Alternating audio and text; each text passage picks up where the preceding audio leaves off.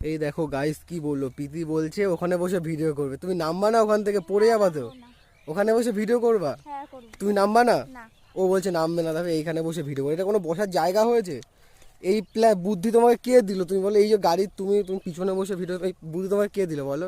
কেউ দেয়নি, আমি নিজেই বের করেছি। বের করেছো? এটা কোনো বুদ্ধি হলো? কি মেয়ে ভাই তুমি! ওখানে বসে বাইক কখনো আমি চালাতে পারবো তোমাকে এনে? তুমি তো উল্টে পড়ে যাবা ব্রেক মারলে, বা জোরে চালাতে তো উল্টে পড়ে যাবা।